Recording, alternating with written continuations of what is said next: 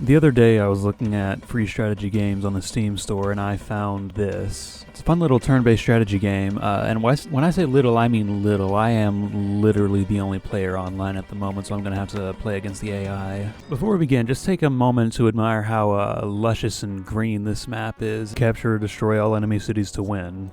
Pretty simple. I think I'll start off by building some industry. So I can input up to 5 moves over here, and then when I hit ready,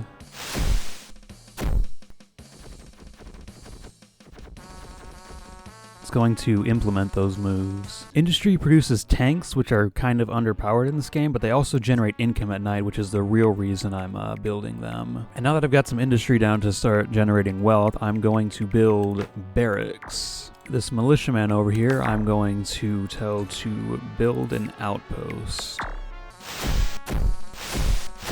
You may notice that the grassland over here by this industry is starting to get a little discolored. Believe me, this is not the worst it gets. Barracks here allow for the production of specialized military units. I can recruit riflemen, machine gunners, or sappers. Machine gunners and sappers are very good. I'm also going to want to recruit a settler over here. Oh boy, and now it's winter. So I want to send this guy here, but I can't move a unit and make that unit take an action in the same turn. And if he has a turn out in the open without cover in winter, he's going to get frostbite and won't be able to do anything for the next turn anyway. Probably shouldn't have put an outpost there if I was planning on building a farm here, but alas. And I'm also setting this settler down here. It seems someone else stole my idea of building a farm over here. Now, you are still going to build a farm, but you're also going to produce militia, and I'm going to try and steal the enemy's farm over here. You will also found, I think, a town. I can upgrade that into a city. You, meanwhile, dig trenches. Digging trenches is about all riflemen are good for. Anyway, you guys go over and steal that farm. Oh, hello? Oh, I didn't mean to end the turn there. Whoops. I'm going to upgrade this barracks over here. I'll also upgrade this town down here.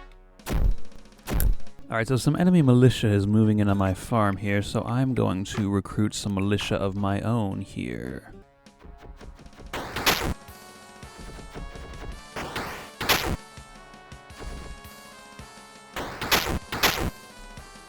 So you'll notice it says drought, crops and trees will no longer grow here. I think that's due to the pollution from this industry here. Anyway, I want to save up money to upgrade this industry so I can get my income even higher, but I do need to fight for this farm. You know, I think that's actually the first time I've seen the AI build a tank. Yeah, see, the pollution is spreading, but there is still plant life there. It's not as bad as it's gonna get. The enemy deploying that tank over here, I am gonna go ahead and recruit some gunners and a sapper. They are underpowered. Tanks are very underpowered. It's just, they are still really good at, like, destroying stuff. Alright, so you can't capture. Why? I think militiamen just can't capture, but you can at least stop them from collecting here. As you can see over here, these trenches do make it harder to hit anyone who's in them. Not impossible. Hopefully I can get these machine gunners in here before this militia unit here gets in there. Alright, so now you can see what the sappers are good for. And he missed. But at least my militia over here was able to kill that rifleman. Yeah, see, machine gunners can kill a tank. That's why. That's one of the reasons I think they're underpowered. The other reason being they can't move and shoot on the same turn. Like as you saw there, if there's a unit that's told to move into a square, but there's an enemy unit in that square, they'll shoot it. Tanks, though, are not like that. These sappers here are in range of this enemy outpost.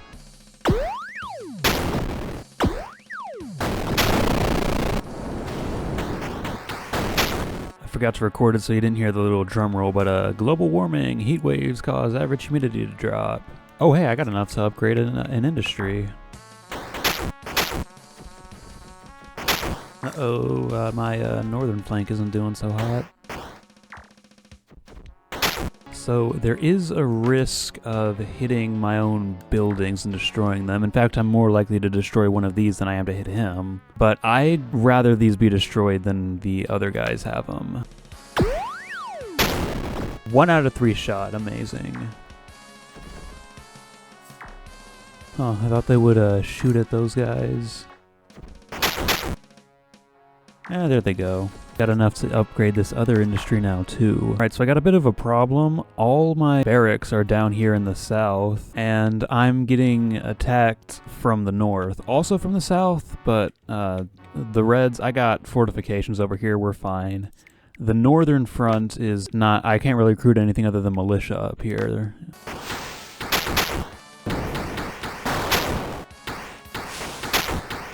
Alright, so first things first, you recruit militia, you move over here, you're gonna dig trenches there so we can actually defend this front. You bombard these guys, and you create 3 machine gunners ready.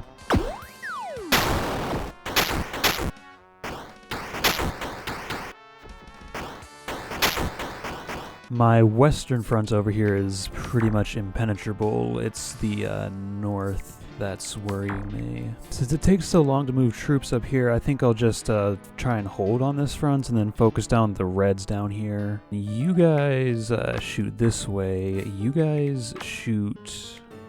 Man, that's tough actually. You guys shoot that. Yeah, I didn't hit him, but at least I destroyed half of what he captured. You know, since I'm not building tanks, I really should have put the industry over here and put the barracks over here. You dig in. You two. You guys start softening up their barracks over here. And I've got enough money to build barracks.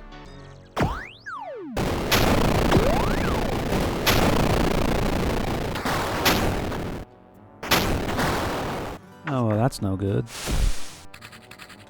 At least those tanks have frostbite now, so I'll be able to hit them before they can move.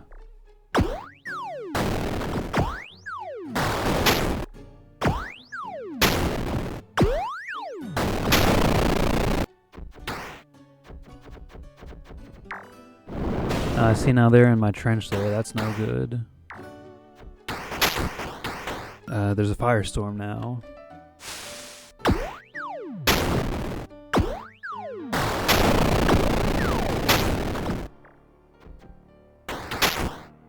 Oh, neat. The engineers do have like small arms or something, so they were able to kill that guy as he was moving.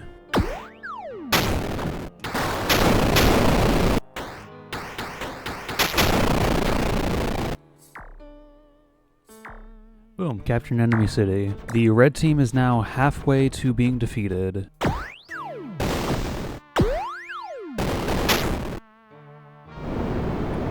The red team is spamming tanks.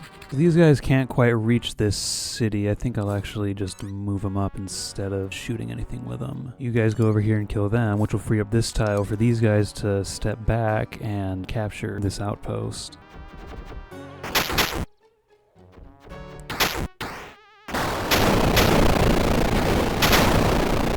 That got one of my machine gunners, but I thought they would have been able to fire back. Yeah, like that. Another firestorm, nothing to do about that, so I'll just keep fighting. Alright, I'm gonna have to move these guys up so they don't burn to death. Oh wait, no, I didn't cancel that order.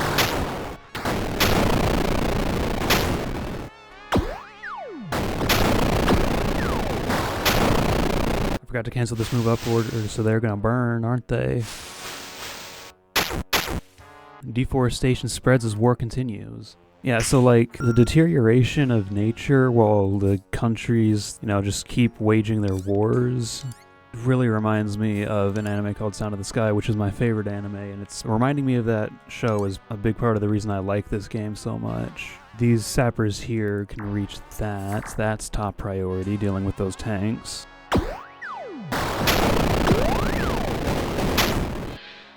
Oh right, yeah, if you destroy industry, there's like a cloud of poisonous gas in its ruins.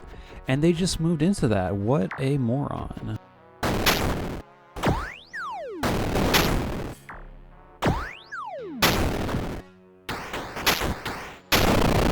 You're entrenched there. If only I had some way to deal with that. It's like, if this city gets destroyed, red's out of the game, even if obviously I prefer to capture it, but if it's destroyed, they're out of the game and I can go up and focus on a yellow.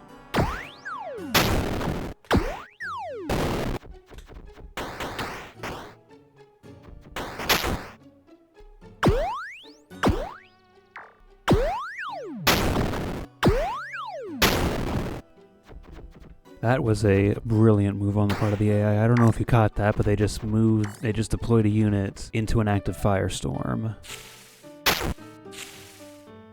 And there goes the last of my crops. My people might starve this winter, but yours won't even make it that far. Oh, red is out of the game. Orange captured their city over here.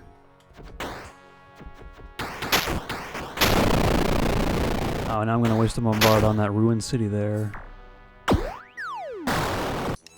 You are going to assault that city first, actually, and give up your trench to those guys. You guys are going to bombard the enemy city before the militia assaults it, so they at least think we're not just throwing their lives away, that we're actually trying to soften up the enemy for them. Maybe I will build tanks.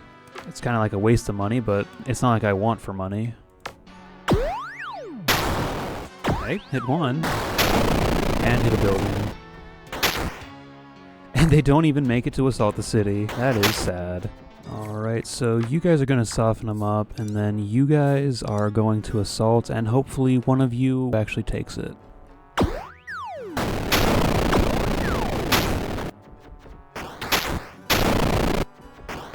Hey, I'm actually going to capture oh, never mind.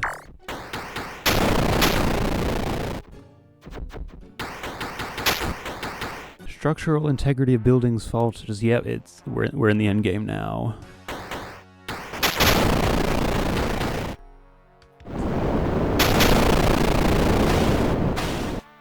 I was half afraid that they were gonna like run over my own troops there.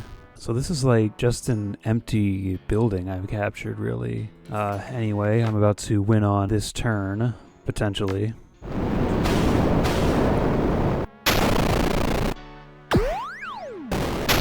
I don't win on this turn, I definitely win on the next. But there it goes. And of course, I hit my own tank. Victory!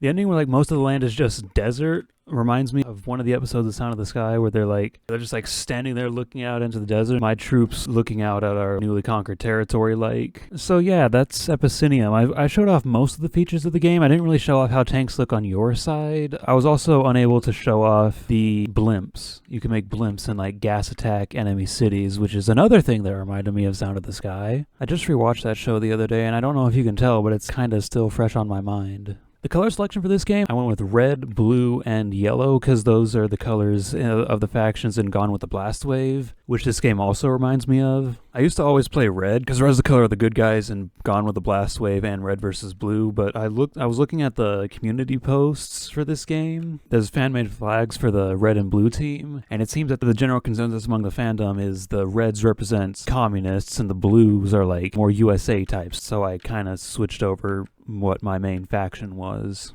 Suck it, blue! I mean red! Suck it, blue! Damn, red! The game's pretty simple, which I think means it's pretty easy to get into, but that coupled with the fact that the AI isn't really the best at this game means that there's not really much replay value.